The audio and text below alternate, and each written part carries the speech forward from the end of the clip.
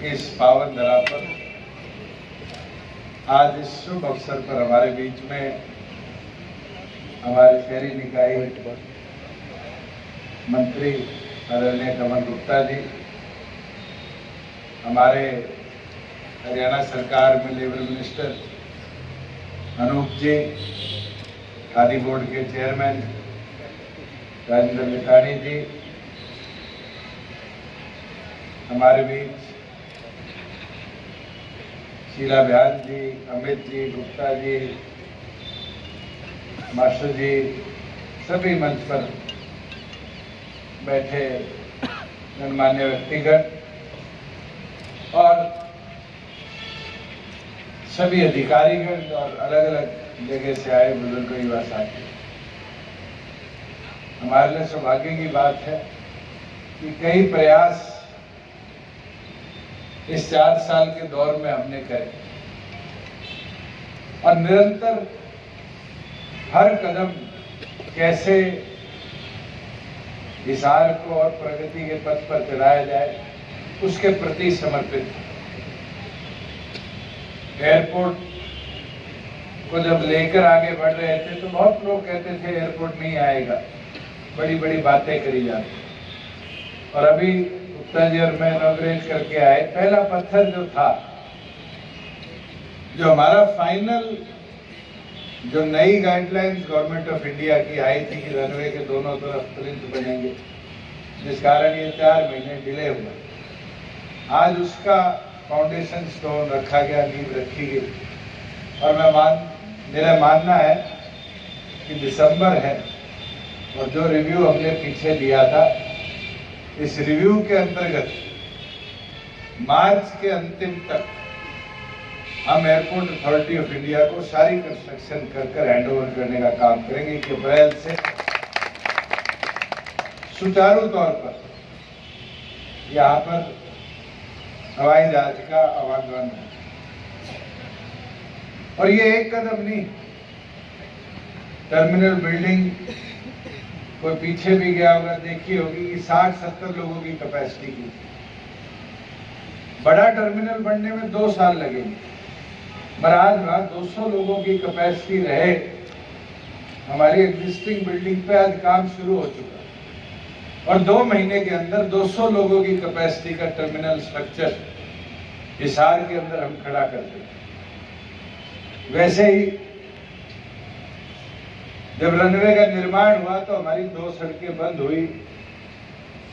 कई लोगों ने कहा कि जी नेशनल हाईवे से 17 किलोमीटर रास्ता लंबा बना। सरकार की उनके प्रति सोच का नजरिया है कि हिसार की जो हमारी गौशाला है नेशनल हाईवे पे, वहां से लेकर और जो पुरानी सड़कें थी उनको कनेक्ट करने के भी जो फॉरेस्ट डिपार्टमेंट से हमें जमीन आनी थी, वो तबादला भी हो गया और आज उसकी नींव भी रख दी कि अगले 3 महीनों में उस सड़क का निर्माण भी पूरा हो जाएगा। और उन लोगों को भी, चाहे वो धासू के हो, तलवंडी राणा के हो, जो ये लंबा रास्ता हाईवे की वजह से पड़ता था, ये अब छोटा हो गया। और इसके साथ साथ जो 110 एकड़ जमीन हमने पीछे खरीदी कि तलवंडी राणा से मिर्जापुर तक एक रिंग रोड की कनेक्टिविटी बन जाए और बरवाड़ा से आने वाले आदमी को अगर दिल्ली जाना है तो उसके लिए रास्ता छोटा हो जाए। 4 दिन पहले national highway authority of India से हमें पत्र आ गया कि ये जमीन जितनी आपकी एक्वायर्ड है ये हमें दे दो, बची भी हम एक्विजिशन डालेंगे और इस पूरे हाईवे को तलवंडी राणा से मिर्जापुर तक कनेक्ट करने का काम करेंगे, जिससे शायद एक हिस्सा हिसार रिंग रोड का जो हम सोचते थे, क्योंकि आज बरवाड़ा से लेकर राजगढ़ तक तो बाईपास हिसार का है, पर बरवाड़ा से लेकर हासी रोड तक जो ये कनेक्टिविटी बनेगी, इस कनेक्टिविटी से 2/3 हिसार के ऊपर रिंग रोड आ जाएगी। और ये भी प्रयास है कि जैसे ही चौधरीवास उकलांड से हम शहर की तरफ आते हैं और शहर के अंदर की कनेक्टिविटी है, उस कनेक्टिविटी को भी पूरे रिंग रोड को कंप्लीट करने के लिए जल्द एनएचएआई मंजूरी दे देगी कि हम 7 रोड तक national highway to national highway connectivity कर पूरा एक रिंग रोड हिसार का बना पाएंगे। वही मुझे खुशी है कि 3 दिन पहले जब मैंने पीडब्ल्यूडी का रिव्यू किया तो जो एक ड्रीम प्रोजेक्ट मुझे लगता है मेरा भी है और गुप्ता जी का भी, कि हिसार एलिवेटेड रोड जल्द से जल्द बन जाए, उसकी भी टेक्निकल फिजिबिलिटी जायका द्वारा अप्रूव कर दी और जिस दिन हमें लोन सैंक्शन होने की मंजूरी मिल जाएगी उसकी भी नींव रखेंगे कि पूरा जिंदल पुल से लेके और सिरसा चुंगी तक जो ये ट्रैफिक जाम शहर में रहता है, लोग कोई आम आदमी आ भी जाए तो 1-1 घंटा ट्रैफिक में रहता है, 7 एंट्री 7 एग्जिट शहर के अंदर, इस कनेक्टिविटी को जोड़कर हिसार एलिवेटेड रोड हम पूरा कर पाएंगे। एक संकल्प जो हमने 8 साल पहले लिया था जब मैं सांसद था कि हिसार को रेलवे फाटक मुक्त बनाना, आखिरी एक रह रहा था और खुशी के साथ कह सकता हूं उसकी भी मंजूरी आ गई और उसको भी 6 महीने से 9 महीने में हम कंप्लीट करा देंगे। और ऐसा कोई भी फाटक हिसार लोकसभा क्षेत्र में तो नहीं बचेगा जिसमें आज फाटक खोल के गाड़ी क्रॉस करानी पड़े, नहीं तो बॉक्स फिट लगा अंडर पास बने या ओवरब्रिज बने। वहीं जहां आज जिस प्रांगण में हम बैठे, कई लोगों ने टोका कहा कि जी गुड़गांव में तो रेस्ट हाउस बहुत सुंदर है, पंचकुला में तो बहुत सुंदर है और हिसार जिसमें एयरपोर्ट भी आ रहा है इसकी व्यवस्था पे कोई ध्यान नहीं देता। तो हमने एक प्रपोजल बनाया, आज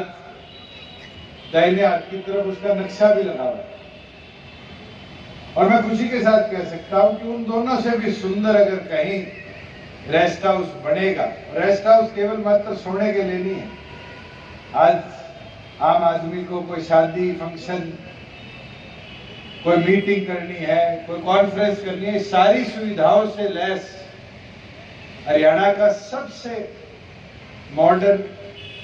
अगर कहीं इंफ्रास्ट्रक्चर बनेगा तो अपने हिसार के अंदर रेस्ट हाउस का बनेगा। और ज्यादा समय भी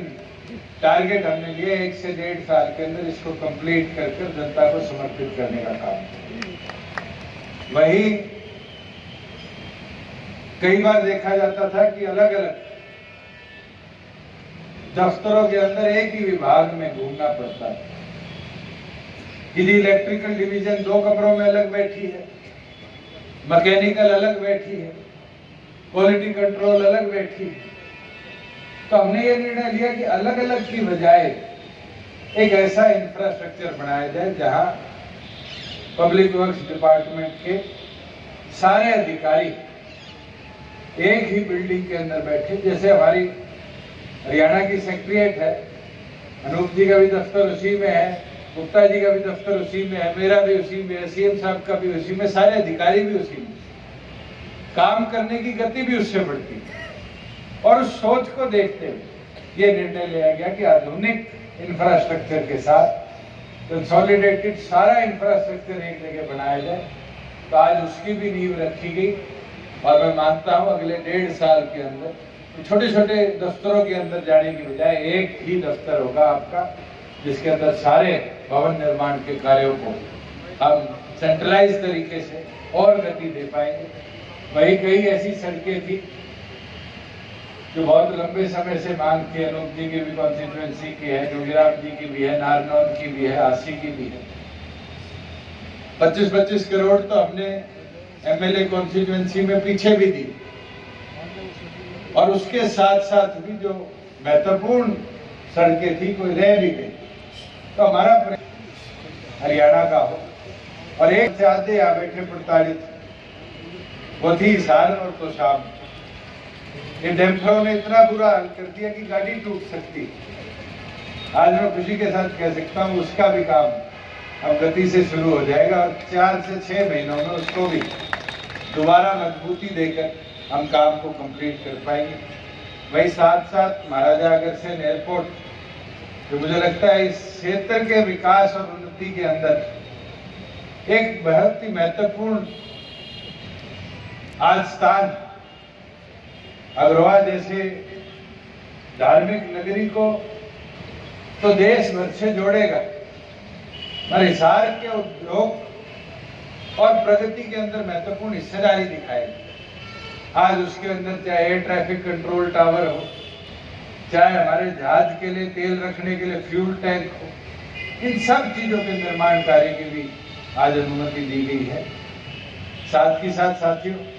मैं आपको इतना बोल सकता हूं कि इसके बाद आज बाहर में जाना है, वहां भी मेरा सौभाग्य है।